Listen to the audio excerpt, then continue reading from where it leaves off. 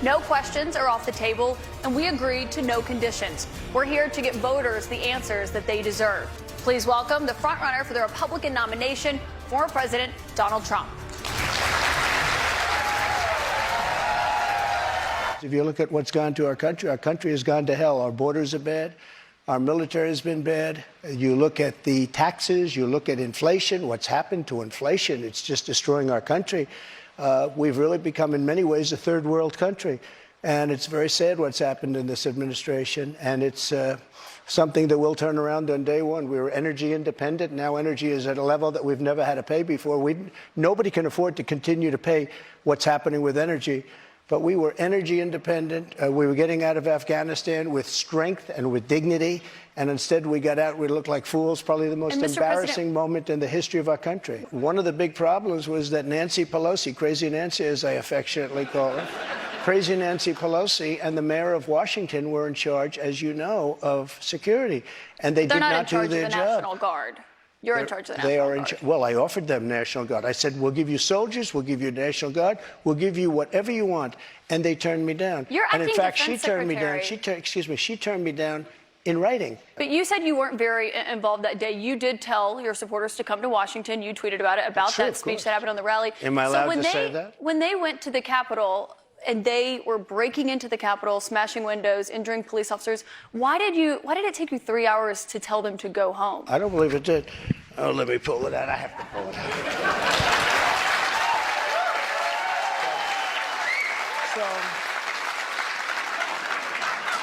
So if you look at, on January 5th, the day before, I said, please support our Capitol Police and law enforcement. They are truly on the side of our country. Stay peaceful. Stay peaceful. This was the day before, and this was in the form of Twitter. Now I use Truth Social. I think it's far superior, okay? I hope everybody's on Truth. If you look January 6th, this is before 2:30. I am asking for everyone at the U.S. Capitol to remain peaceful. This is right after, as it was happening. But what happened is they took it down. I don't know why. I think they took it down because it was so good. They didn't like it being up there. I am asking, and we didn't know until I got it back, because now I have 90 million people waiting for me to go back, but I'm on Truth and I'm staying on Truth. Listen, I am asking for everyone at the U.S. Capitol to remain peaceful. No violation. We want no violation. We want no violence. Remember, we are the party of law and order. Respect the law and our great men and women in blue. Thank you. That was at 2:30. That was very early. Mr. President, I looked at the same timeline that you did. No, I know, but you didn't report that. You know why? Because it was taken down. We did report it. I was reporting that day. It was taken down and it wasn't. But when it was clear to you that they were not being peaceful, you saw them rushing the Capitol, breaking windows. They were hitting officers with flagpoles, tasing them, beating them up. When it was clear they weren't being peaceful, why did you wait 3 hours to tell them to leave the Capitol? They listened to you like no one else. You know that. They do. I agree with that. But so why didn't you tell them to go home sooner? Nancy Pelosi and the mayor are in charge. I assume they were able to do their job. They weren't. But Pelosi's not in charge of Capitol security. And if you remember, I made a video right outside the Oval Office in the Rose Garden. And I'm very proud of that video. I didn't have a script. I don't need scripts like a certain person that's in there right now. What time, the video, it came out much later after they had already attacked the Capitol. Going back to your influence, in that 3 hours, over 140 officers were injured that day. And a person named Ashley Babbitt was killed. Yes. You know what? She was killed, and she shouldn't have been killed. And that thug that killed her, there was no reason to shoot her. At blank range, cold blank range, they shot her, and she was a good person. She was a patriot. There was no reason. And he went on television to brag about the fact that he killed her. The officer was not bragging about the fact that he killed her, but one person. Will you pardon the January 6 rioters who were convicted of federal offenses? I am inclined to pardon many of them. I can't say for every single one, because a couple of them probably they got out of control. But, you know, when you look at Antifa, what they've done to Portland, and if you look at Antifa, look at what they've done to Minneapolis and so many other places. Look at what they did to Seattle and BLM. Many people were killed. These people, I'm not trying to justify anything. But you have two standards of justice in this country, and what they've done, and I love that question, because what they've done to so many people is nothing, nothing. And then what they've done to these people, they've persecuted these people. And yeah, my answer is I am most likely, if I get in, I will most likely, I would say it will be a large portion of them. You know, they did a very, and it'll be very early on. And they're living in hell right now. So when it comes to pardons, they're living in pardons, hell. And they're policemen, and they're firemen, and they're soldiers, and they're carpenters and electricians, and they're great people. Many of them are just great people. Mr. President, one of the people who was convicted was a former policeman, but he was convicted of attacking a police officer, I should note. But when you said you are considering pardoning a large portion of those charged with crimes on January 6th, does that include the 4 Proud Boys members who were charged and convicted of seditious conspiracy? I don't know. I'd have to look at their case, but I will say in Washington, D.C., you cannot get a fair trial. You cannot. Just like in New York City, you can't get a fair trial either. This woman, I don't know her. I never met her. I have no idea who she is. I had a picture taken years ago with her and her husband, nice guy, John Johnson. He was a newscaster, very nice man. She called him an ape. Happens to be African American. Called him an ape. The judge wouldn't allow us to put that in. Her dog or her cat was named Vagina. The judge wouldn't allow to put that in. All of these things, but with her, they could put in anything. Access Hollywood. This was a jury of 9 people who found you liable of sexual abuse. Do you think that will deter women from voting for you? No, I don't think so, because I think the whole thing, just so you understand, ready? I never met this woman. I never saw this woman. This woman said, I met her at the front door of Bergdorf Goodman, which I rarely go into, other than for a couple of charities. I met her in the front door. She was about 60 years old then. This is like 22, 23 years ago. I met her in the front door of Bergdorf Goodman. I was immediately attracted to her, and she was immediately attracted to me. And we had this great chemistry. We're walking into a crowded department store. We had this great chemistry, and a few minutes later, we end up in a room, a dressing room of Bergdorf Goodman, right near the cash register. And then she found out there were locks on the door, so she said, I found one that was open. She found one. She learned this at trial. She found one that was open. What kind of a woman meets somebody and brings them up, and within minutes, you're playing hanky-panky in a dressing room, okay? I don't know if she was married then or not. John Johnson, I feel sorry for you, John Johnson. Mr. President, can I... What is the first thing you would do to help bring down the cost to make things more affordable?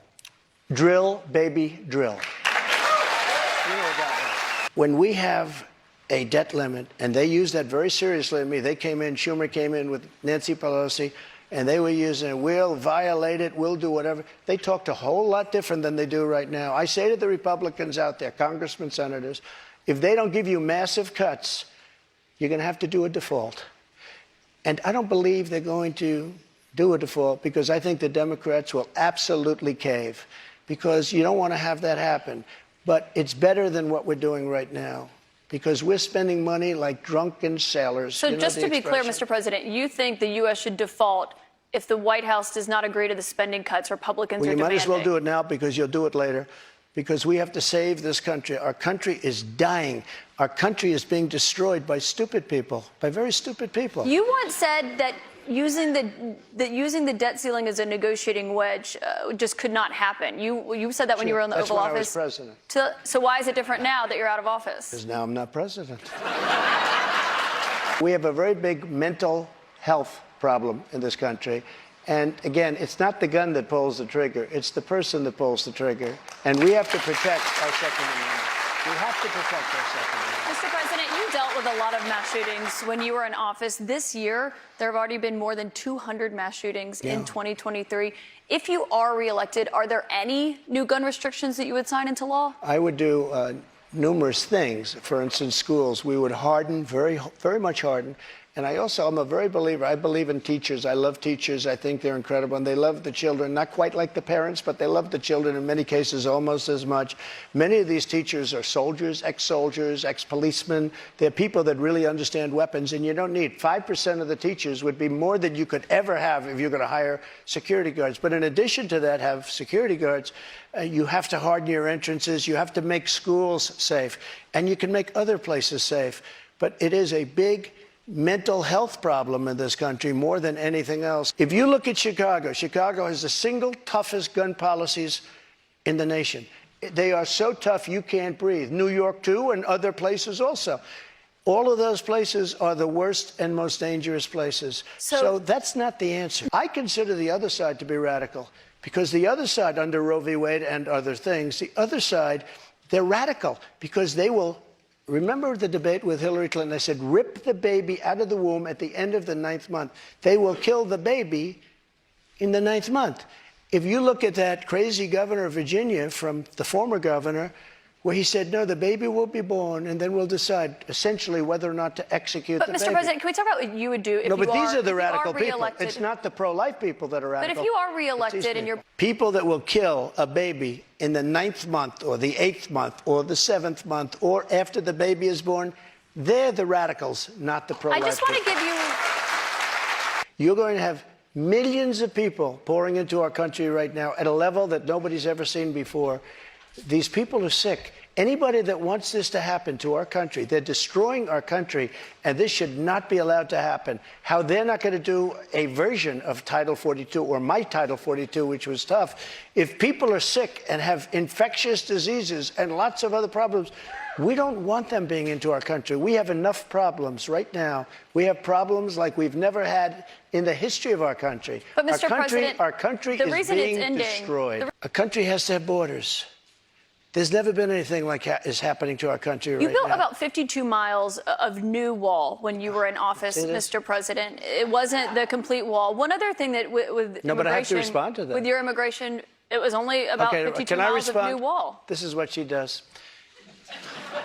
I built hundreds of miles. Some of the wall was up there, and it would be laying on the ground, rusted, rotten steel, rusted, rotten wood, and what the radical left crazy Democrats did, if there's a piece of wood laying down, they consider that a wall. I built 30-foot walls that go down 7 feet into the ground.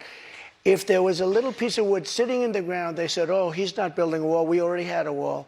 Because this is the game. They're a party of disinformation. It's not a game, Mr. President. It's about 52 miles of new wall. One other immigration policy you had when you were in office. I built new wall. 52 miles for hundreds of miles. CBP, Mr. What I did is I replaced other wall that was laying down, that was up and rotting in the ground for 30 years. If I were president, this would have never happened.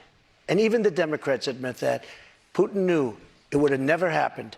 And his pipeline would have never happened. A lot of things would have never happened. But this would never happen. And all those dead people, both Russian and Ukrainian, they wouldn't be dead today. And all those cities that are blown up and disintegrated right to the ground, that wouldn't have happened.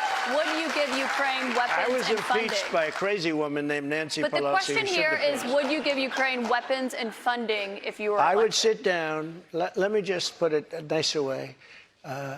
If I'm president, I will have that war settled in one day, 24 hours. How would you settle that war in one day? Because I'll meet with Putin, I'll meet with Zelensky. They both have weaknesses and they both have strengths. And within 24 hours, that war will be settled. It'll be over. It'll be absolutely over. Do you want Ukraine to win this war? I don't think in terms of winning and losing. I think in terms of getting it settled so we stop killing all these people and breaking down this country. Why did you take those documents with you when you left the White House? I had every right to under the Presidential Records Act. You have the Presidential Records Act. I was there and I took what I took, and it gets declassified. Biden, on the other hand, he has 1,850 boxes. He had boxes sent to Chinatown, where they don't speak even English in that Chinatown we're talking about. I got to stop you right there. Nobody talks about him. They talk about us. Just so you understand, I had every right to do it. I didn't make a secret of it. You know, the boxes were stationed outside of the White House. People were taking pictures of the GSA of the various people. I got to stop you right there, though, because the moving. Presidential Records Act, which is not well known to a lot of people, I read it. It does not say that you can take documents with you. It says actually that they are the property of the federal government. It says you talk, you negotiate, you make a deal. It's not criminal, by the way. The Presidential Records Act is not criminal. And just so you know, it does not say you can negotiate to take the documents with you. Can I tell you? Just so you understand, the Presidential Records Act is not criminal. I took the documents. I'm allowed to. You know who else took them? Obama took them. Nixon took them. Obama Reagan did not took take them. documents. Oh, he didn't? The difference here that I'd like to know. Reagan National took Archives them. says that President Obama Even Jimmy did not Carter, take even Mike documents. Pence had some documents, and he's a very honorable guy. You referenced But you know who Biden. took them more than anybody is Joe Biden. He has 1,800 boxes. That's And not nobody accurate, even knows Mr. where President, they and you are. know that. 1,800, and nobody talks about him. Let's hear about It what happened included when a you had raid those on my documents. house. That's what it included. But They you had didn't raid. you'd gotten a they subpoena didn't raid and they had not Biden's been house. turned over yet. They didn't raid Biden's house. You know what happened? They put him in the house. That's the one with the Corvette where the documents were laying all over the floor. That was fine.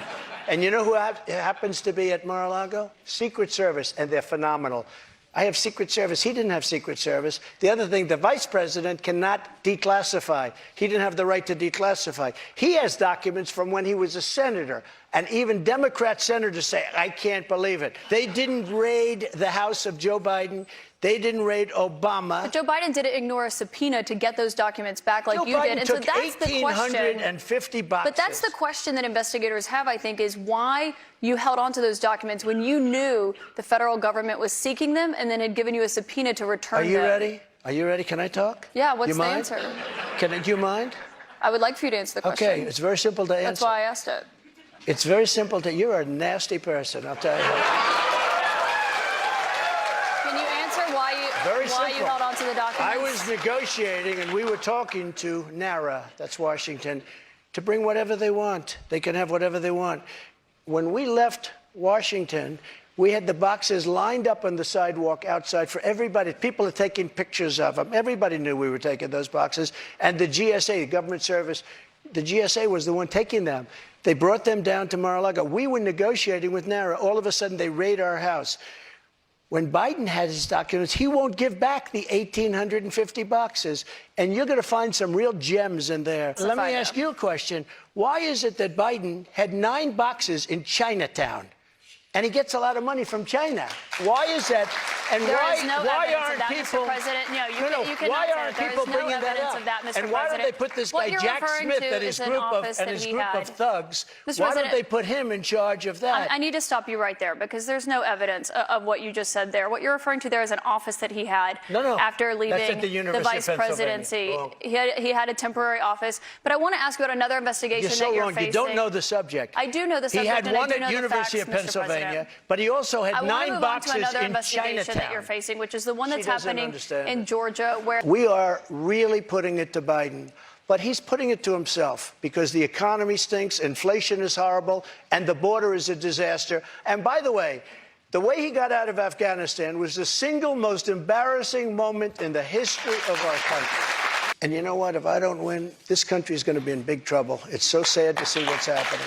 But no commitment there on accepting the results regardless of the outcome. If it's an honest election, correct, I will. Okay, so not committing to accepting the 2024 election results or acknowledging what happened in 2020. President Trump, I want to thank you for coming here tonight. This is an important conversation with voters to hear and to have. Thank you to our audience and to our host, St. Anselm College.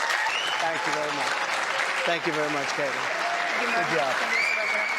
Thank you, Kaitlin. Thank you very much. I like you guys. We love New Hampshire. Thank you, Woody. Good luck, Woody.